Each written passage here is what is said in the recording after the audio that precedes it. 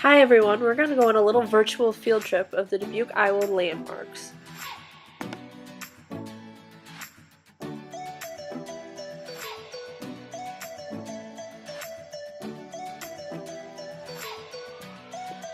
First we're going to take a stop at the Shot Tower. The Shot Tower was built in 1856 and used for just 3 short years for molding lead shot. The tower was then used as a watchtower for several years before being destroyed by a fire. The tower is 150 feet tall, which includes 9 stories and 35 windows. Today, the Shot Tower only stands as a historical landmark and is no longer used for anything.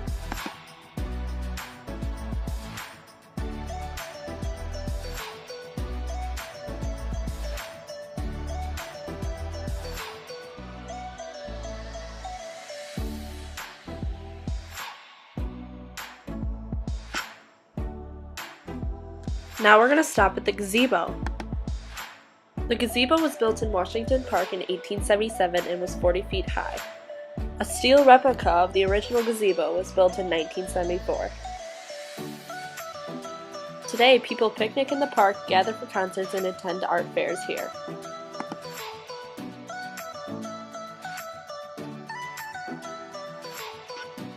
The 4th Street elevator is next. The elevator was created in 1884 to take men home quickly during the lunch hour. There were 3 different versions due to fires burning them down. The cable cars had to be completely rebuilt in 1977, which allows them to still be used today. Only 5 other cities in the United States have an operating cable car.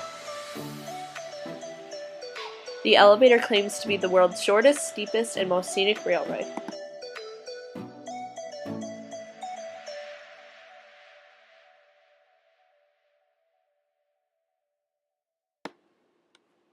Now let's go to Julian Dubuque's grave. Julian Dubuque bears the city's name. The Fox tribe buried him near where the grave is today on the bluff when he died in 1810. Julian Dubuque was buried with full tribal honors on the bluff overlooking Catfish Creek. The people of Dubuque made the monument in 1897 as a memorial. The tower is made of limestone and is circular in shape.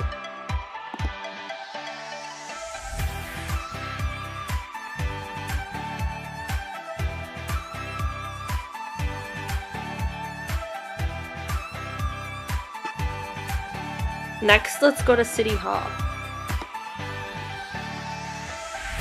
City Hall was built in 1857 for city offices and a new market house. The most extraordinary feature was the water closet, otherwise known as the flush toilet.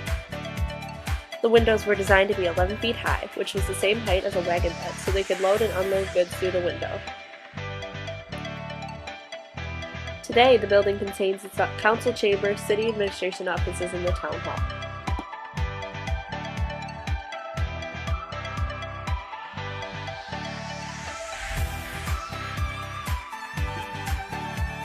Next, we're going to go by the courthouse.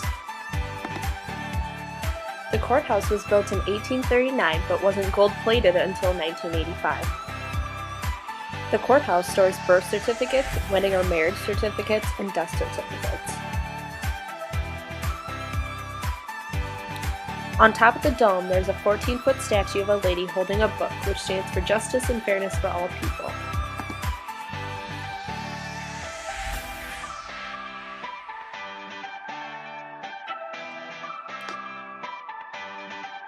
Next, let's go to the old jail.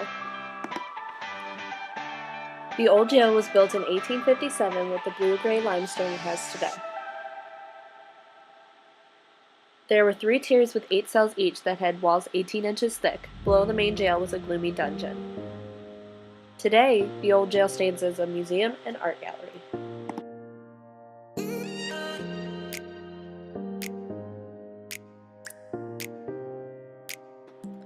Next, let's stop by the Five Flags Theater.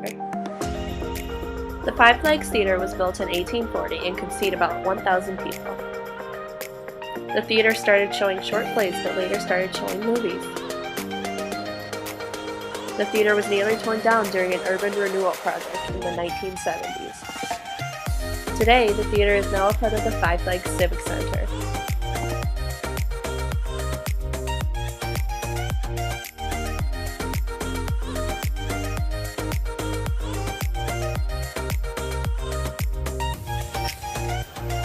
Let's move on to the town clock. The original town clock was built in 1864, but only 8 years later collapsed due to the clock being too heavy. The clock used to be operated by cranks, so 2 boys had the job of cranking the clock once a week. This job would take an hour and a half.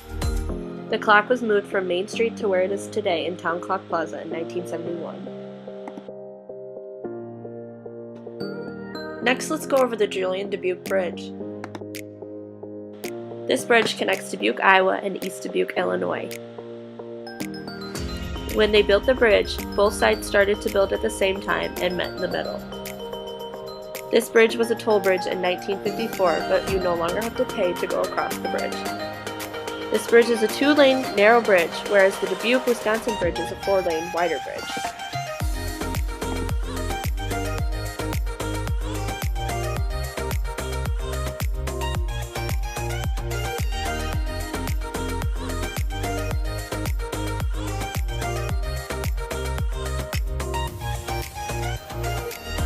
Next, let's travel across the Dubuque, Wisconsin bridge. This bridge connects Dubuque, Iowa and Grant County, Wisconsin. This bridge was built to replace the Eagle Point Bridge. The Dubuque, Wisconsin bridge does not collect toll money, but the Eagle Point Bridge did.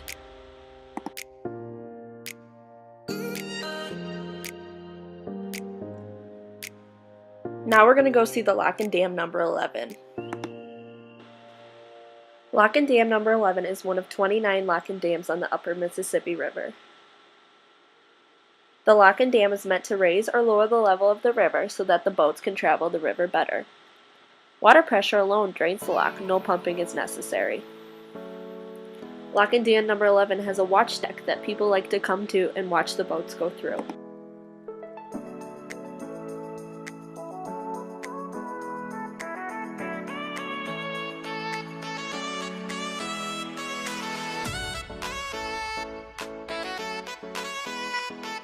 Next, let's take a stop to the F.D. Stout House and the Carnegie Stout Public Library. Mr. Stout was a lumberman who used his home to show off all the different kinds of wood he sold. In the 1980s, the house was a popular bed and breakfast. Now it is an owned family home.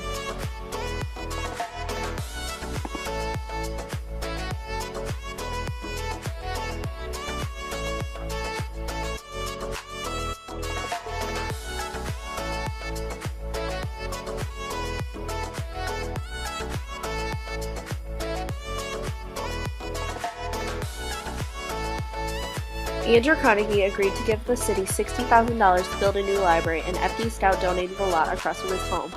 The Carnegie Stout Library was open to the public, but people borrowing books had to pay a fee.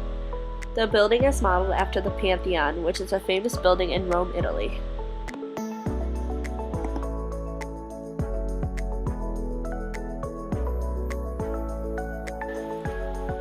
Next, let's go to the Grand Theater. The Grand Theater is the oldest surviving theater in the city of Dubuque. The theater used to seat 1,100 people, but a remodel reduced the seating to 825. This theater used to have such a national name that famous actors and actresses performed here. Today, the theater is used for local plays and musicals, including some of the high school performances.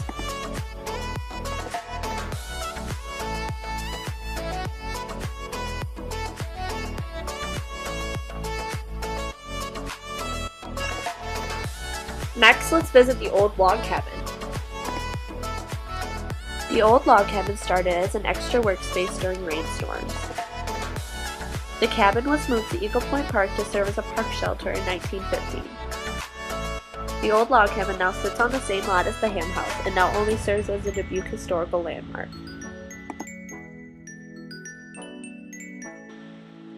Let's take a stop at the Ham House next.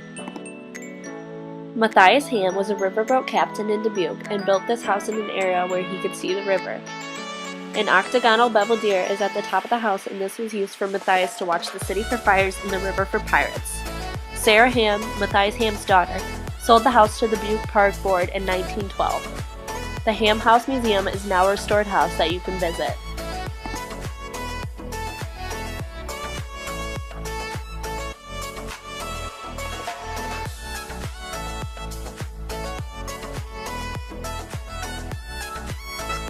Thanks for taking the trip around Dubuque to visit all the historical landmarks. I hope you learned something new about them.